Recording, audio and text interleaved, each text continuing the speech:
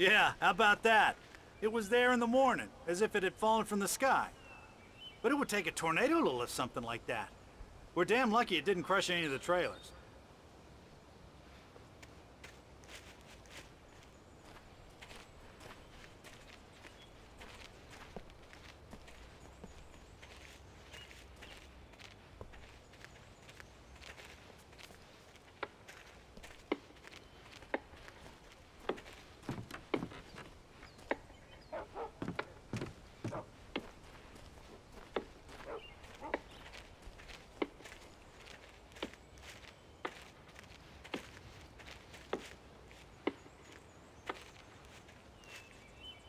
It gets better. A local girl, Barbara Jagger, drowned in Cauldron Lake just a week earlier. They were lovers. Sure, Jagger's a local spook story. The Scratching Hag comes for you in the dark. Childish stuff like that. Anyway, Al, I'm just getting to the best part. All of the articles about this stuff were written by Cynthia Weaver. I asked around, and she's that crazy bag lady you met. What, the lamp lady? She can be a little loopy, but she's not homeless or anything. Yeah, anyway, she knew both Jagger and Zane before they both died, and she had some kind of a breakdown.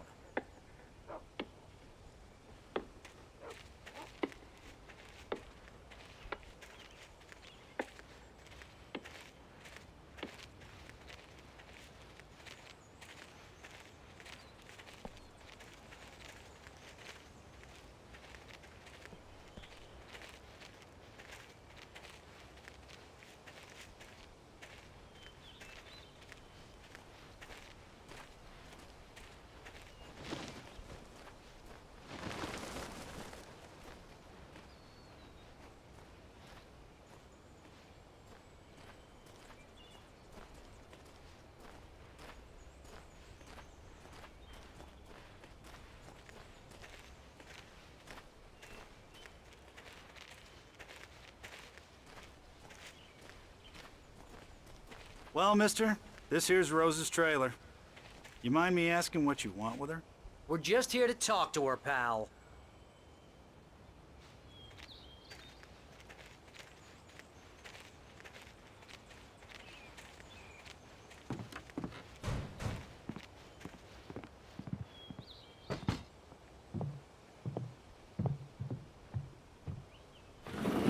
Welcome to... Oh dear, Mr. Wake. I'm so glad you're here. Rose, you have my manuscript? Oh. Oh yes. Yes. Please, come in. Hey, this is really good. Rose, Yes, my manuscript. I really need it. I understand. I know what you need. A muse to inspire you. Oh, for Barry? She doesn't have anything. Yeah, hey, Al? Al, what's... Oh...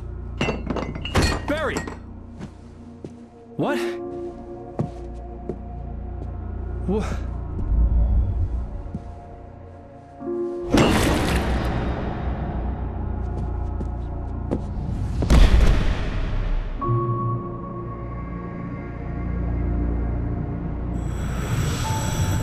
It's coming for you, hiding in my barber's skin. I'm too weak to stop it. You must turn the lights on. I promised I'd come visit you and your lovely wife. You must finish what you started. I insist. You must turn the lights on. Turn the light on. Back to work, boy.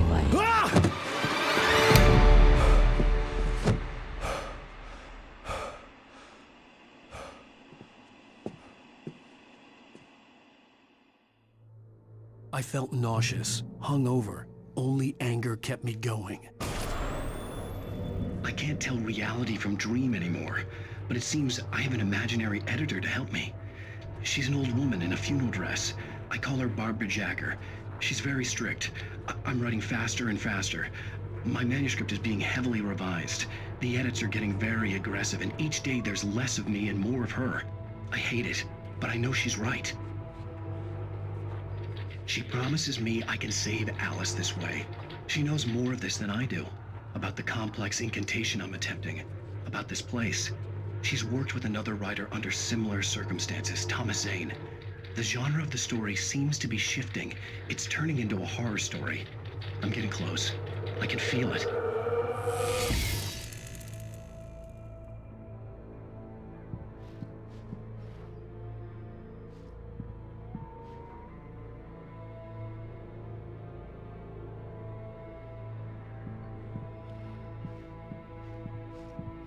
Rose took a day from me. I had less than 12 hours left to meet the kidnapper. All I could do was get Barry into the car, work something out once I got on the road. Barry was out of it. He was way too heavy to carry. You're right. I deserve more money. I'm so handsome. Welcome to the Oh Dear Diner. What can I get you today? Coffee? I couldn't work up much hate for Rose. Something had used her to get to me and left its mark. First refill is free. Milk and sugar on the counter there. Would you like to hear today's specials? Thank you. A nice day. Come back soon.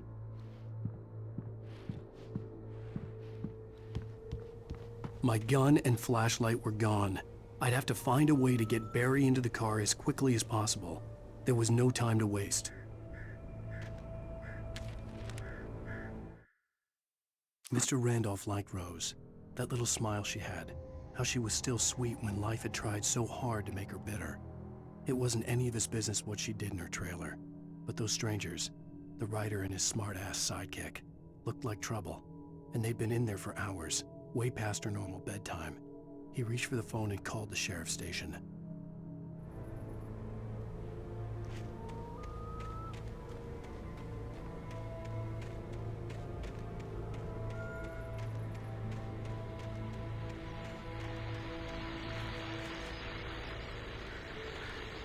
I just stepped outside to catch a breath of fresh air. Let me tell you, the weather's getting heavy.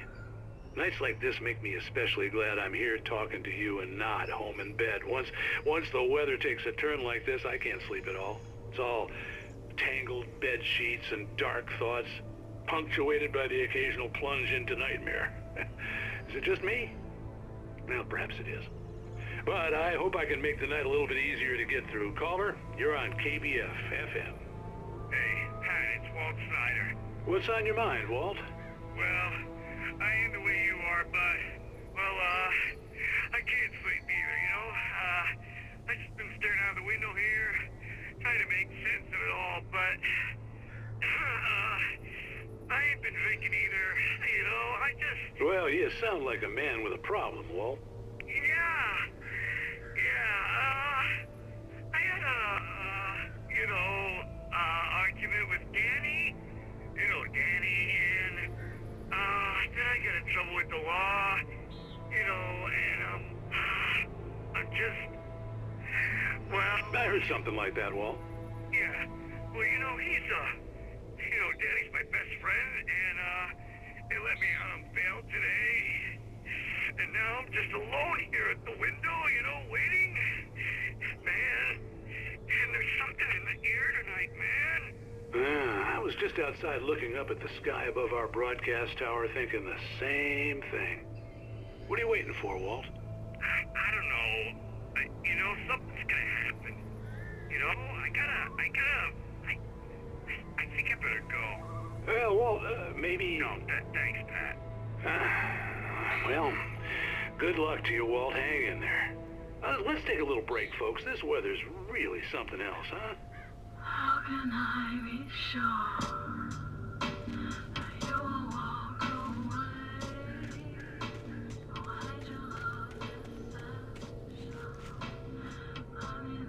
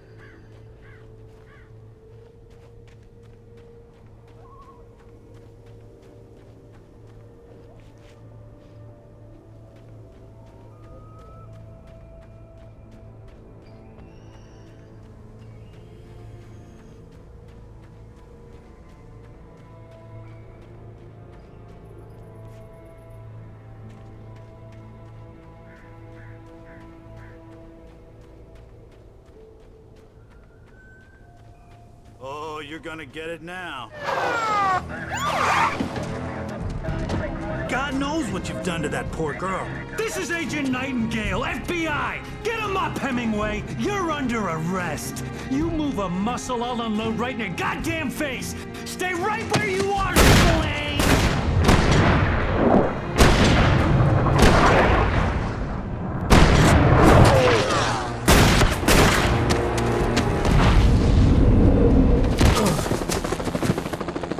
What are you? I'm standing right here, you goddamn maniac!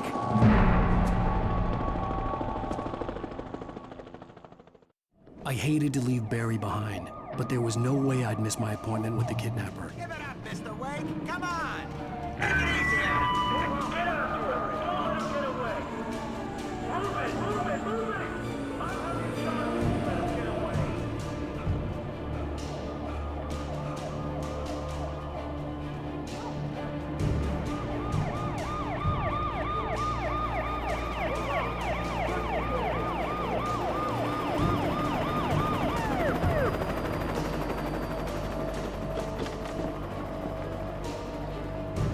There he is! Freeze! Okay, men. Keep your eyes peeled. He's gonna try to make it clear. Go! Oh, damn. Better now! Go there! Wait! Don't move! I'm there! God damn it! Where did he go? Slip away! Keep an eye out!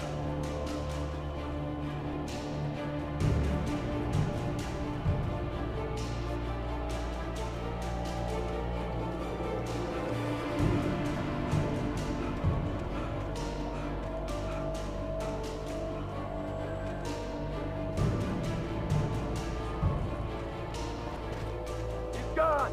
Come on, guys! We need to head him off!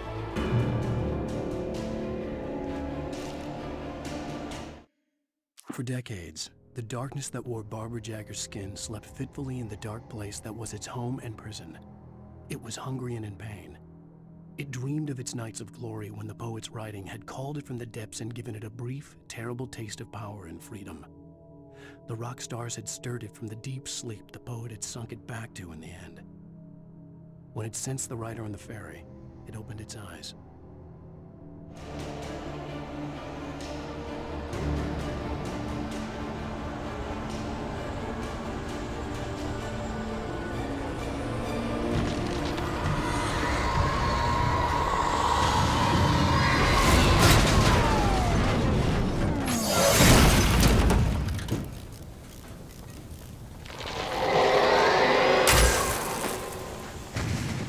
Come in, Agent Nightingale. This is Sheriff Breaker. Over.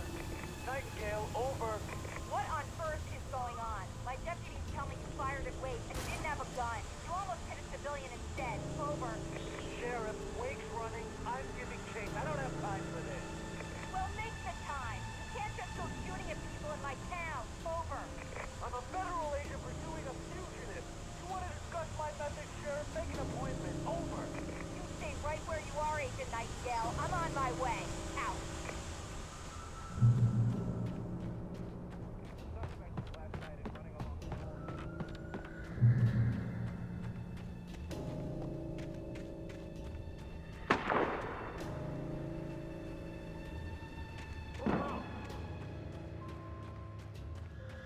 Search the area.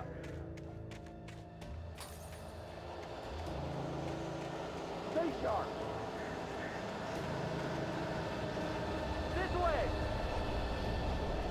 Over here.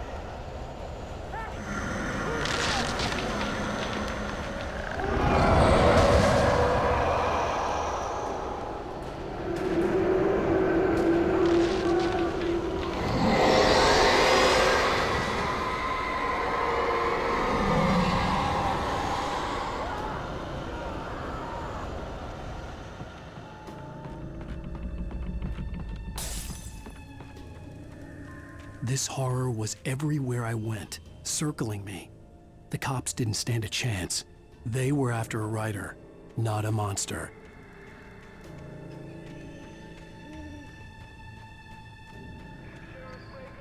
Agent Nightingale, I've lost contact with Wilson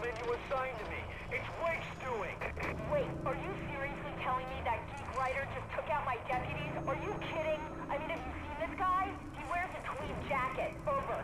He's the guy we're chasing. If it's not him, who then? Bigfoot? Over. I don't know yet, but I'm not in the habit of jumping to conclusions. That tends to come back and bite you in the ass. Out.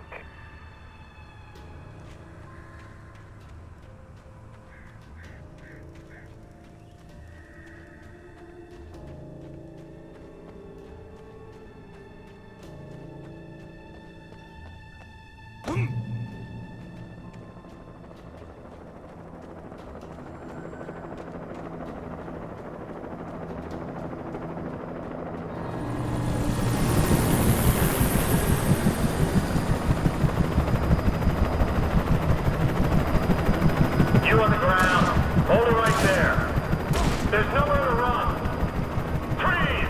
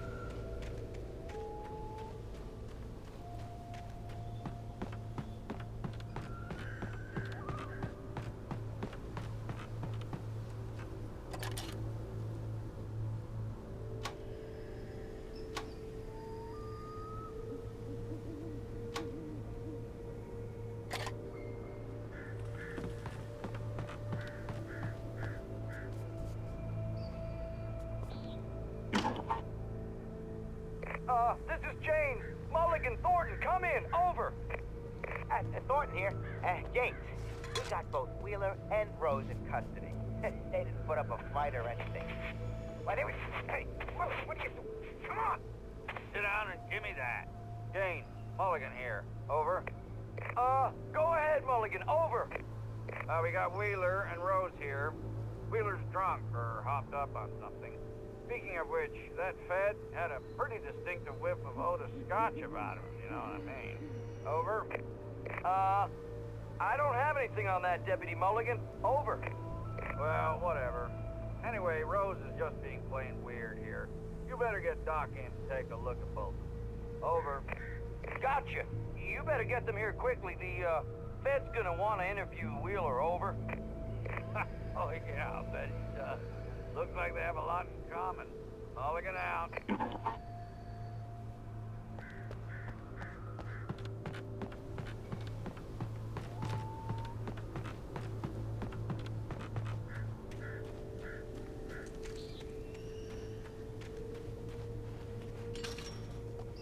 I imagined that the broadcast tower in the distance was part of the local radio station. Maine seemed like a decent guy. Perhaps he could give me directions to the coal mine.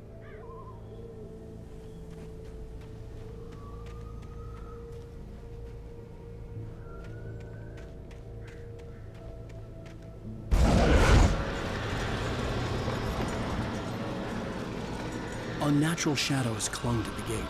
The darkness that was after me was trying to stop me. I wouldn't get through without light.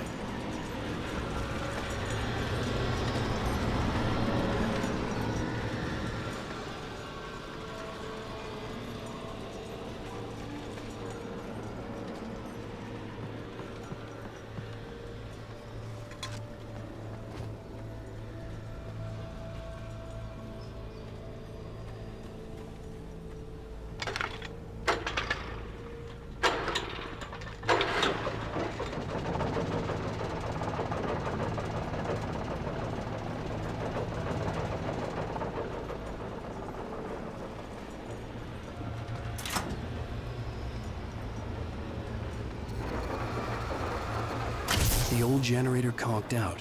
I'd have to see if I could fix it and try again.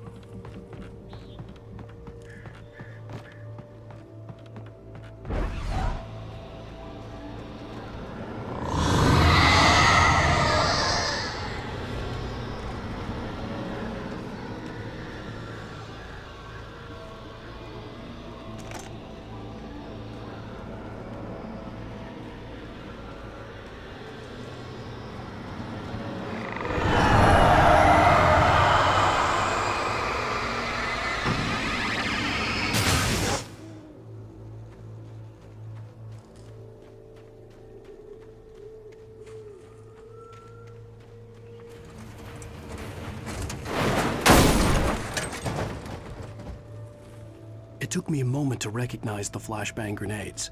They were an ideal weapon for my situation. Team 1, come in. Over. Team 1, this is Sheriff Breaker. Report. Over. Team 2, come in. I need a report. Over. Come on, guys. Talk to me. Come in, please. Over.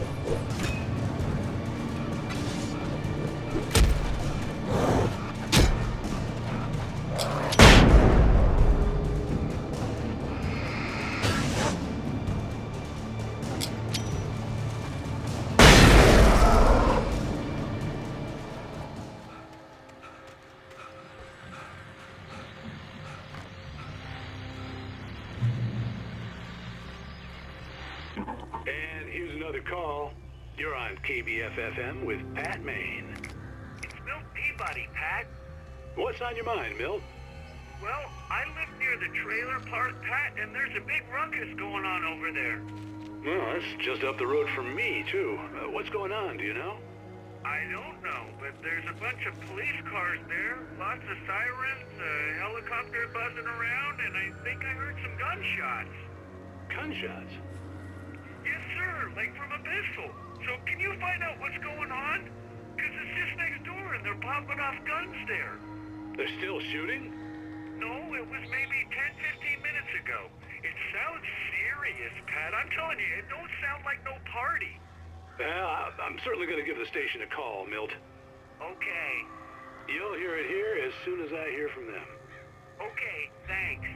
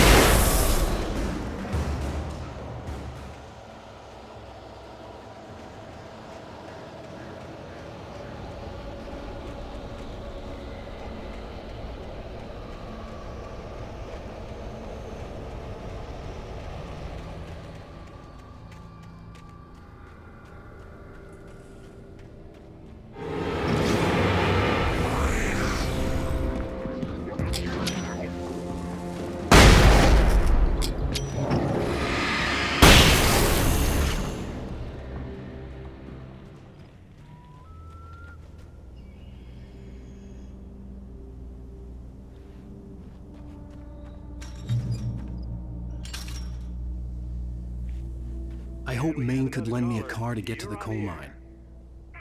It's Lorna Miles. Why, hello, Lorna. What do you have for us?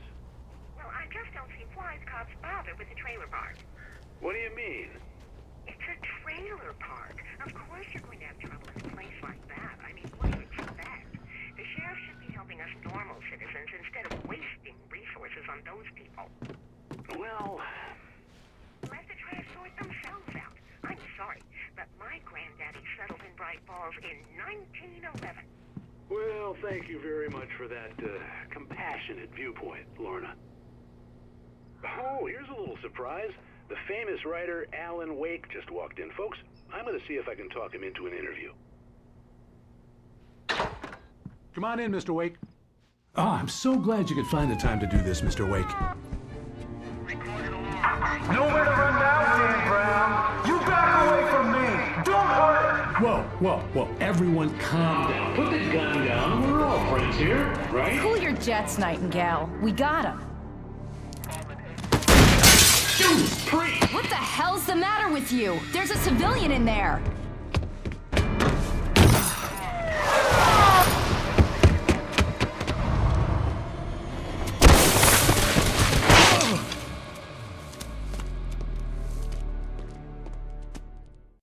I'll get you yet, even if it kills me. You hear me?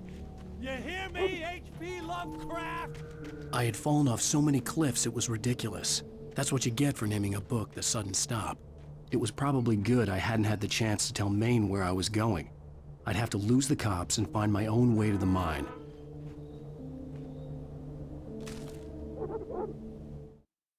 Nightingale stared through the broken studio window into the dark woods. He turned around, started to walk out, but Maine grabbed his arm. "Young man, you almost shot me. You don't shoot off rounds at people like that. What's the matter with you?" Nightingale shook his arm free, marched out. His cheeks burned with rage and humiliation.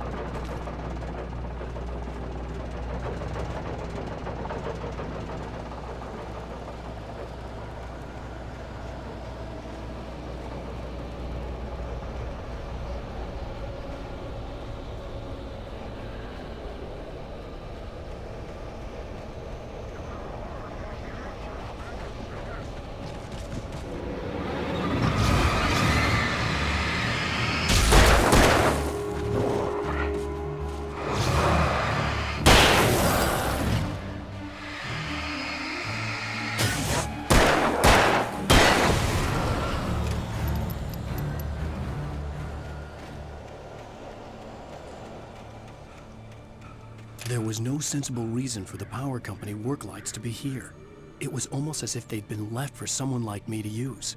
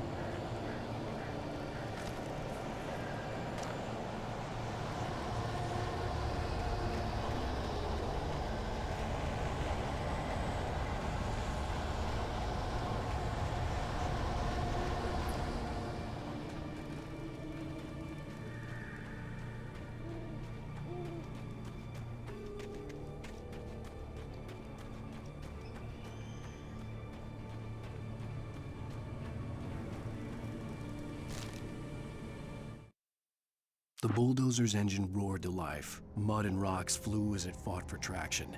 It crashed through the concrete wall and landed heavily in the yard. If it were an animal, it would have shaken its head after the impact, fixed its eyes on me, and charged. Of course, it had no head, nor eyes. Shadows crawled on its form, twisting it into a monster. Then, it came for me.